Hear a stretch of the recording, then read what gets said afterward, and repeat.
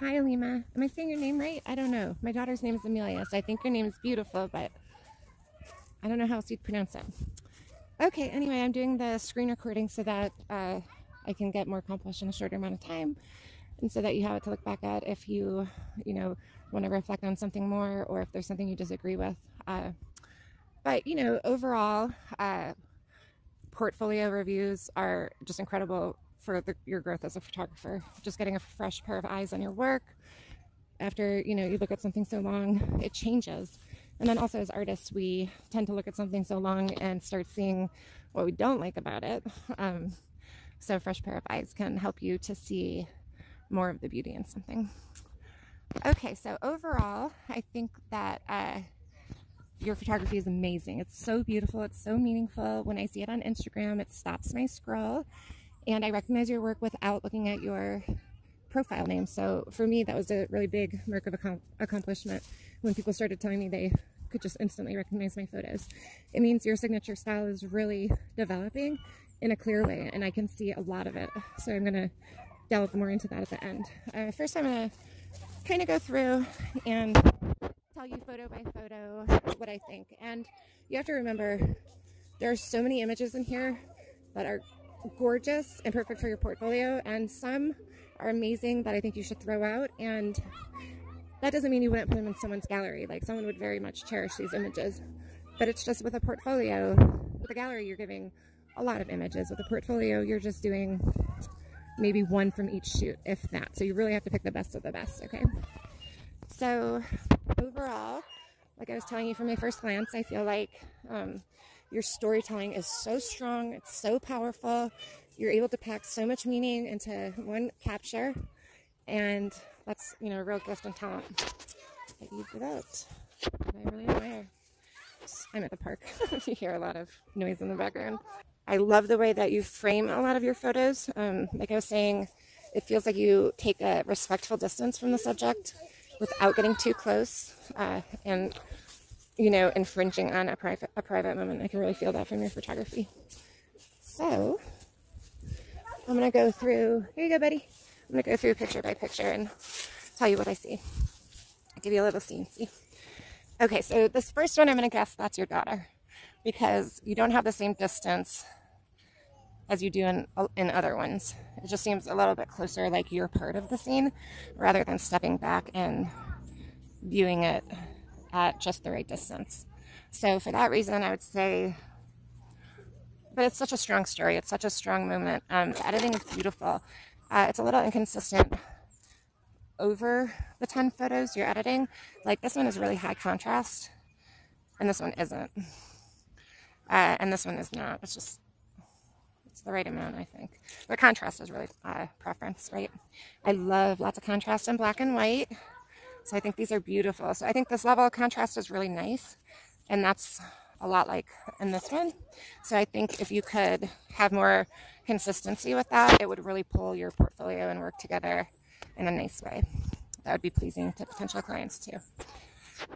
Okay, so but your editing overall is really good. Your skin tones are great. The way you frame things and compose them, just everything's so great about your photography. So as I give you some criticisms, just know that mostly I think your work is amazing. Okay, so this one I also think is incredible, and I think it's a keeper. I love how interesting the composition is from above. There's a really strong moment happening. So the story is really clear. It's precious. Again, you're a respectful distance away. So you're probably using a 35mm with this one. I don't know if the distance has to do with what lens you're using. Yeah, let me know what lenses you use, because yeah, I would guess that's a 35. And is that an 85? Anyway, okay, so this one is amazing. I love it. I think it's great. I would bump up the contrast a little just to be more consistent, but there's not a lot I would change about it. I think a lot of photographers do this pose, and you've really done it in an A+ way. Okay, this one I think is gorgeous. It's such a strong moment. Like, you can really feel what the dad's feeling. The girl's hand is a little awkward. I don't know if that's because I'm just looking at it outside on my phone. I know I would do this a lot better if I was on my computer, but this is when I have time, I'm sorry. Okay, so this one I would not put in your portfolio though, and the reason I say that is because the gate or the fence is really cutting off the photo and interfering with the composition. So had you to do it over again, you could move closer to the fence because you're missing a huge opportunity with depth of field here. So you could really use that fence, the leading lines, to create more than just bokeh depth of field, but more lines, creating just more depth to the photo. Okay. But obviously it's going to be one of their favorite photos, so you would include it in their gallery, but I would not include it in your portfolio. Okay, this one I think is beautiful. It's got such a strong story. It's so touching. There's so many small details that I really enjoy, like the matching bracelets and the wedding ring poking out. Obviously the age of the skin is what strikes me first. But just, the way that the hands are positioned is meaningful. Like the grandma is more pulling the child up, and the child is more vulnerable in the way that she's holding her hand. So I think that this tells a great story, and I really love it. And the editing is great. I like how you do your black and whites. Okay. This one I also think is one of your strongest ones of these 10. It's just such a perfect, quintessential childhood moment. Everyone loves dandelions, and you captured it in such a beautiful way. A big sister with her baby sister, those chubby legs, the baby's expression, the way the grass is lit and leaning in towards the baby. It's all beautiful. The framing is beautiful. If you wanted it just to be a little bit better, and I don't know if this is because I'm on my phone outside, but you could put the camera a little lower and use some grass, some prairie grass for the foreground to help shape the framing around it. But I really like it. It's great. And the editing is great. The contrast is perfect. I really like it. That's why I suggest overall when adjusting your editing to have more cohesivity, I think bringing your contrast up in your color images is going to help you define your own style a little bit more. Because there is a big difference between this photo and this photo. So this photo is beautiful, but I would definitely cut it. There's a few reasons why. I think individually, I think you could divide this photo in half and have two incredible photos. So if you had taken two photos instead of one, they would have both been much stronger. But I don't like this story. The mom is such a goddess, giving her baby the milk of life, and the dad and sibling are not oohing and eyeing over her in the new life and admiring her or just enjoying her presence and playing around her. Instead, they're turned away, far away. They're just way too far away for this to be a strong photo. There's a lot of dissonance, I feel, when I look at it. So what I would do is I would take your camera lower and get just the mom breastfeeding and have some of that nice prairie grass in the foreground.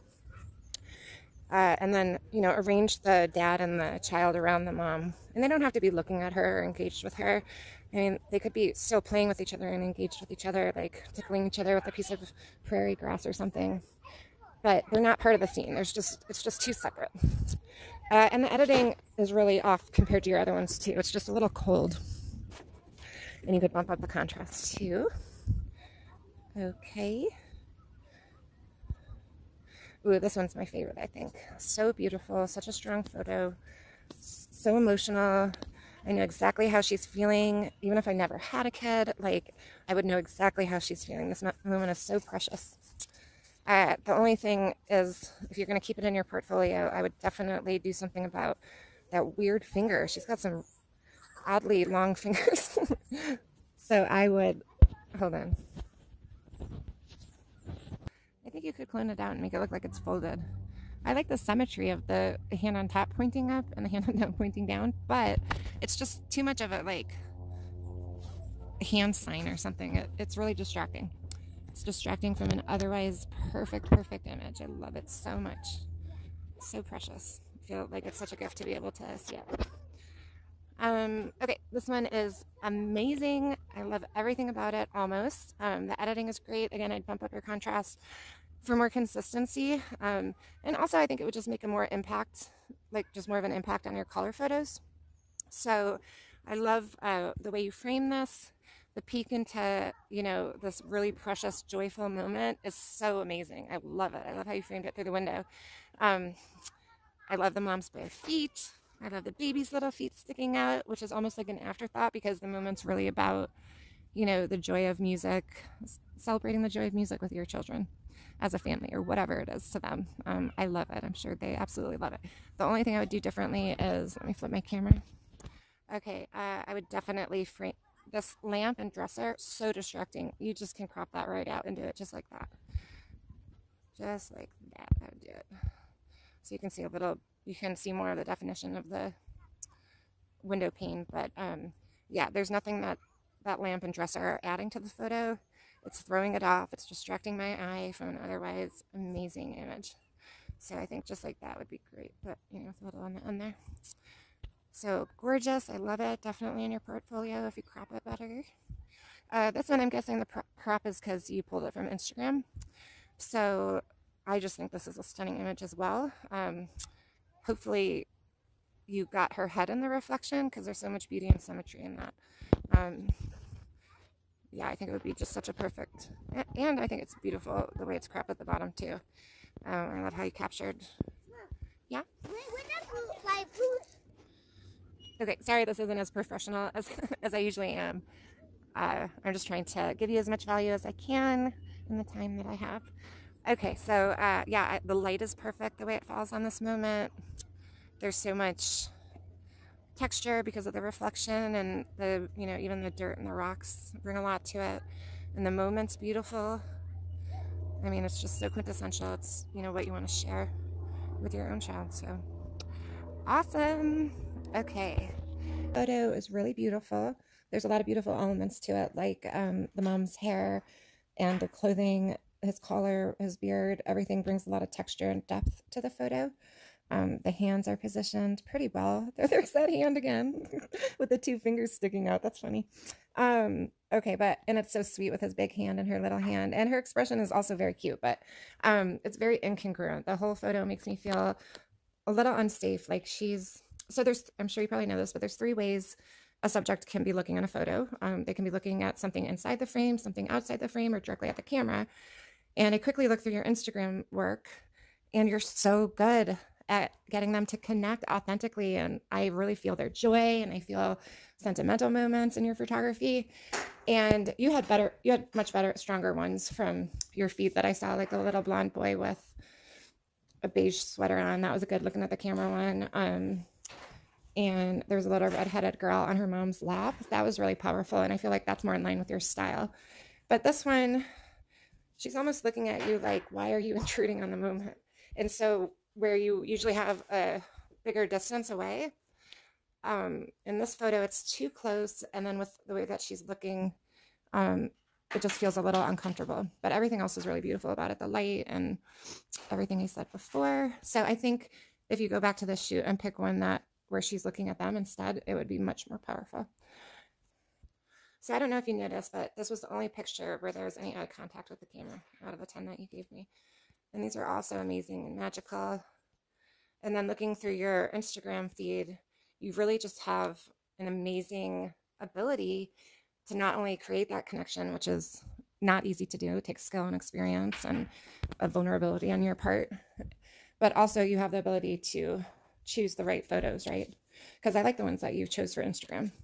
I did just briefly look at your website, not very deep. And the one huge part of advice the one piece of advice I would give you as far as that goes is, and this is what I see over and over again with photographers that I work with building their business, is you give 75 images for a gallery. And I'm just curious why. Because what happens is so like one of the hardest things as a photographer is culling our images. So if you take 400 images at a photo shoot, you know, that's a lot of time that you have to spend going through, and you might have 6 images of the same pose that are mostly the same, and they're all special in their own way. And so you want to give them all to your client because you think she'll know which one is the most special, and that's the one she'll print. But no, you just give your client decision paralysis. You need to make the hard decision because you're the one with the eye. So part of leveling up as a photographer is being able to skillfully cull the images. And I see you doing that on Instagram really well. So it's going to be something that really elevates you as a photographer as well, because you're only going to see, so I only give 30 images for a full session. So if you do narrow it down to 30, and what I do with my students is we'll go through a couple of their galleries, and then I'll basically kind of do what I did here is tell them, you know, which ones I would throw out, or help them see which one is the best one or whatever. But it's really doing a disservice to your clients, because you have the eye, so they want you to make that decision. They don't want 6 of the same photo. But I don't know what your gallery is like, but 75 is just too much for a family session, or for any kind of session, because you do want these people to print them. So just like your portfolio, you want to pick the best of the best for the gallery. Start culling down those images a little bit more. You're going to feel prouder of yourself as an artist, because you're going to throw out 50 images, or I don't know what, 40 images or something that you would have otherwise kept, but you have to narrow them down to the very, very best. And so that's what you're seeing over and over again. So you're seeing the best of the best. So the next time you're going to build from there, instead of building from the mediocre gallery, you're going to be building from an extraordinary gallery. And that's what you want to give your clients, right? You want to give them extraordinary galleries. Okay, I'm a little out of breath. So a couple of things just to finish up. Also on your Instagram, I'm going to say, if you're judging yourself on how many likes you get, I think that you're amazing. And the only reason you're not getting more engagement is because you just don't know you're just not doing the proper steps for Instagram success. And that's all it really is. You should definitely optimize your bio in your profile. Oh, okay. The thing I saw is that you don't have a call to action. That's the most important part of your bio. Oh, I see. That's how you pronounce your name. Alima. Yeah, I said that right. Okay. Anyway, so instead of lived in all those different places, because no one's really going to look at that, have a call to action there, like book your family session now, or what would be better, because there's nothing more important than an email list, is to create some kind of freebie for your clients, your potential clients, that they would value, like 5 top places in Evergreen to do your family photos. So anyone thinking of taking their own is going to see that, and they're going to spend time poring over your photography. And then at the end of your little PDF or whatever that they give you in exchange for their email, or that you give them in exchange for their email, at the end of the PDF, you can put some kind of little coupon or advertisement, like, thank you, blah, blah, blah. Here's a 20%, or here's a $50 coupon towards your first session or something. And that really works. Emails are going to be the gold of your business. I don't know how long you've been in business. You probably already know this. Okay, there. But just because your photography is so amazing and your likes just don't reflect how incredible it is, I think your captions are too generic. Have any call to action, like ask a question, make it interesting. Every 9 squares, put a picture of you. Popular one is always 3 truths and a lie. Those are always my most popular ones. But you want to start building your brand a little bit more strongly. So overall, as far as your photography, what I think you should be focusing on is really honing in on telling a story. So throw out the quantity. You're taking too many photos. You're really good at setting up these meaningful moments, and you don't need a bunch of different poses during a photo shoot to accomplish that, or to give them a gallery that they're going to be in awe of. And I'm sure that they're always in awe of their gallery. I mean, your work is just amazing. And then just another quick thing is, I noticed that really frequently you're positioning the mountains below their head, and it's really messing with the photo. So try to get a little bit higher so that the mountains are a little bit higher in your pictures. Like this one's really good. See how beautiful that is, with just like a little bit at the top? Yeah, baby. Okay, and then lastly, I'm sure you've thought about doing hashtags. There's a good app called Preview that I use to plan out my grid, which I haven't been doing lately because I've been trying to post a reel a day. But if you scroll down on my grid, it's usually really good the way I put all the pictures together. And the Preview app lets you arrange the photos before you post them. And there's also a section that you can save your hashtag groups so that you don't have to keep coming up with hashtags every time. So what you should do is you should only have 5 of these. I know I'm giving you too much information, but why not? You should only have 5 local hashtags, and then you should have 5 hashtags relevant to what you do, like hashtag family photographer, hashtag lifestyle family photographer, hashtag documentary photography, that type of thing, family portraits, family photos, whatever. And then you want to think about like search terms, what your ideal clients will be looking for, because hashtags aren't about reach anymore. They're about, because Instagram in the last couple of years switched over to being a search engine type of algorithm. So having keywords in your captions and relevant hashtags is really important. And even in your reels, Instagram can read the text in your reels so that they know how to categorize you and who to present you to. So I think you could get a lot of eyes on your photos with minimal effort. So 5 local, 5 generic. The family photographer is going to be like really big ones, like 5 million hashtags. People have used that hashtag. And then you want to use 5 smaller hashtags that are relevant. You want to use 5 like feature sites, or that, you know, like hashtag light inspired, let the kids, cooking mom, camera mama, mom tag, children of the mountains, those type of ones. And then you can be descriptive in your photo, like, you know, beautiful child, or daddy-daughter photo, or daddy-daughter moment, newborn moment, whatever, you know, 4th trimester, those types of ones. And I think that's really going to help you. It doesn't matter if you use 30, but it's really going to help you for Instagram to be able to know who to recommend your feed to and who to put your pictures on their explore page, right? So mine show up in a lot of people's explore pages because of how I do the keywords and everything. All right. I just, you know, every photographer wants more eyes on their photos. Like, you're just so good with light. Look at how beautiful that is. It's like the light's shining right on them through the blinds, like pointing at them. Yeah, you're such an amazing photographer. So I think just a few tweaks. And then I think overall you have to really focus on this storytelling, and maybe start, I don't know what your process is in getting to know your clients before the shoot, but maybe getting a little bit more personal with them, a little bit more intimate.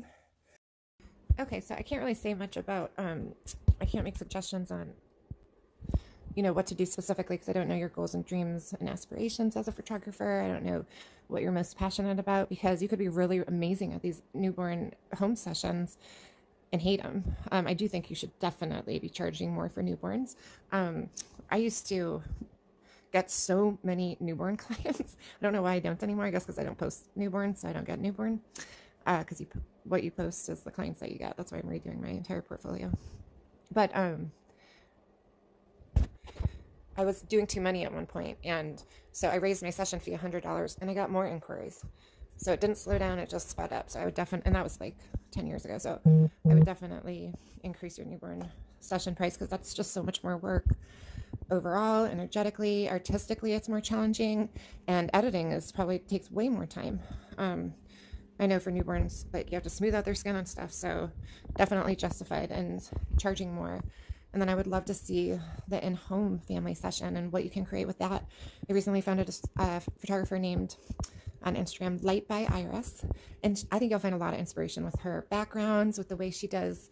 It seems like she really sets up the photo shoot in the first place to have elements that are going to reflect the family. So she probably puts a lot of work in meeting with them first and planning things, because I just briefly looked at her Instagram, and people fly her around. So I just was looking at her feed a little bit, and a family just flew her out to Santa Barbara. And I'm sure there's something so intimate in that experience, traveling to do photography for just one person. I used to have a client based in San Francisco, and I had the same families every year, but they didn't fly me out. It wasn't like an exclusive experience with them, and it feels like that's what she does. So I wonder how you can develop that more beforehand, because I think you have the artistic ability and the eye to create even more incredible photography, especially when you set it up beforehand to be more meaningful. Because I do get a sense that you do poses, and I mean, you have to. But I just feel like maybe the poses aren't right for your photography. So a lot of the poses are amazing, like I mean, just so many, right? Like, that's phenomenal, that's great. I mean, I think it could be even better if you set up a scene where they're sitting on the blanket and mom's reading a story, or she's braiding the girl's hair, or just something a little bit more intimate, because I think with your eye, you could really create magic with that. Yeah, that's phenomenal. So beautiful. Oops. Yeah, I think the ones where I can tell that you're posing, I think are sometimes the weakest. Like that one's awesome. I love that one so much. It would have been better vertical. Would have been better portrait maybe. But I love it. I like how it is. Yeah, it would be better as a portrait, not landscape. That's beautiful with the grass in the foreground. But yeah, I don't think that you need to do as much posing. That's where I think you're going to really grow, is when you start finding the little activities that they can do during the shoot that aren't poses. I think that's what the direction that I'm moving in.